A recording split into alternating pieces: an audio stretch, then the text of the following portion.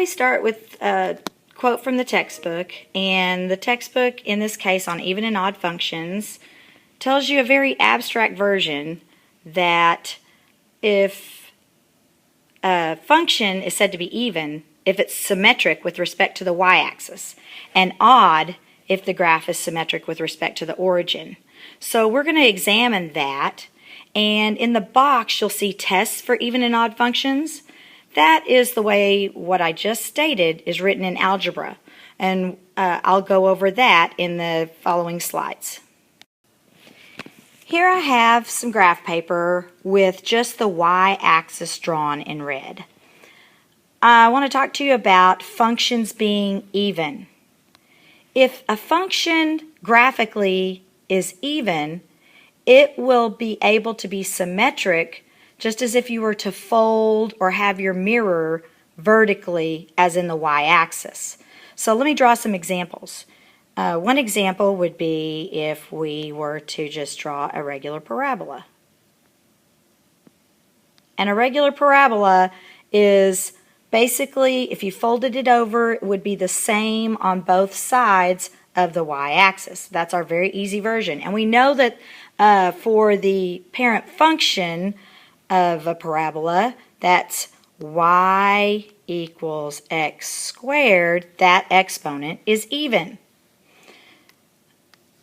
Now, if we talk about some other crazy function, and we'll get into some this year at in pre-cal, if we talk about some other crazy function, let's talk about one that goes up, down, and I'm going to try to mimic that, up, down, something like that. And you again can see that this crazy function, if we folded it over, is symmetric in respect to the y-axis. So graphically, you understand that, symmetric with the y-axis. But if we were to talk about an odd function is symmetric in respect to the origin. And I'm going to get a little bit bolder pen here so we can kind of, if it's symmetric in respect to the origin, even if you don't have an origin here, and you're just going to think about the origin as somewhere where you can fold a piece of graph paper twice. So if I were to draw this kind of function, and you could probably, I know my sketch isn't very good, but you could probably tell if we were to fold this twice and fold it not only vertically but horizontally, it would be a mirror upon itself. I folded it this way, and I fold it over this way, and then once I fold the paper that way, then I fold it this way, and you know what I'm talking about, so that then the function repeats itself. Let me show you more examples on the next slide. So here are some examples of even functions. The first one being the easiest. This would be our parent function of y equals some constant. If y equals some constant 1, we fold that along this y-axis, and it's symmetric. And this parent function, y equals the absolute value of x, we could fold that along this y-axis, and it's symmetric. And here is and we're going to get into this later in the year, a parent function of y equals cosine x. You can kind of see it written there.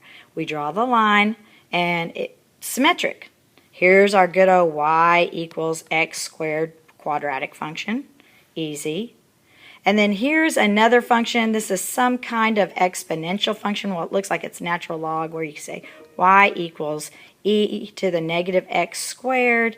We could fold it over, and it's symmetric. These are even function graphs. Very easy to look at and see. Now we look at the odd functions, and it's a lot better than the example I gave, but these are some easy examples, so that's why I gave a really hard one at first. These you can see are odd functions. If we were to fold this paper twice, not just vertically but horizontally, we could see that this second quadrant mimics the fourth quadrant in symmetry. It's almost like a rotation, and that would be an odd function. Here, it's the same graph. It doesn't matter if it's shifted up, but you can see that we could possibly fold it and it would mimic itself to some degree. I would argue that this one, second one, B, is not, it possibly is not odd function, but it's just shifted up and to the left. So even though it's not actually at the origin on the graph, we could say, well, it's folded right here a little bit up and over. If we look at our parabola here, this, how can this be odd? I would argue that this one is not odd because it's a parabola pushed upward. But I would have to check my graphics on this one. I'm going to put a question mark on that one. On D, I could definitely tell, I could fold this over, and that this graph, looking at the end behavior over here, is going to mimic this end behavior, and it actually is on the origin, so that this is an odd function. And our plano linear graph, you can see that these are in quadrant 1 and quadrant 3, and that's definitely an odd function. The only one I'm not sure about is this C. We'll have to see about that one. I think they threw that one in there as just a test. So just a test to see graphically if you can recognize our even and odd functions. Our even functions are going to smile or frown. Even functions are symmetric in respect to the y-axis visually, and our odd functions are symmetric in respect to the origin. They're going to lie in diagonal type quadrants. So smile and frown or diagonal quadrants. That's the easiest way to remember even and odd functions visually. Now, reading the algebra in these even and odd functions, here's where it gets a little difficult. We would have to say in an even function, it does not matter if I were to put in a positive x unknown quantity or a negative x unknown quantity. It will give us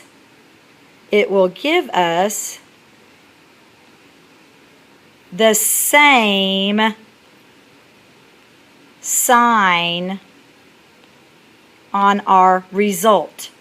So if we think of our input is positive, then our output is positive, and our negative input will still yield the same sign. So that would be positive. So, and if it were a frowning graph, no matter what you put in, the output would both be negative. I'm hoping that makes sense. So that if you're going, regardless of your input, you're going to have the same sign as your output. The outputs will yield the same sign. That's the best way to say that. So maybe it'll make more sense when we go over here to the odd function, and that would mean that it doesn't matter if we put in a positive x, it's going to yield a negative output, okay? And if we put in a negative x, it's going to yield a positive output. So in this one, we would say they're opposite signs. The outputs are opposite, and that's what makes it the diagonal type picture. If they had the same sign on the outputs, that's what gives us the smile or the frown. So I hope this helps you understand a little bit about even and odd functions. If you have any questions, please do not hesitate to ask me.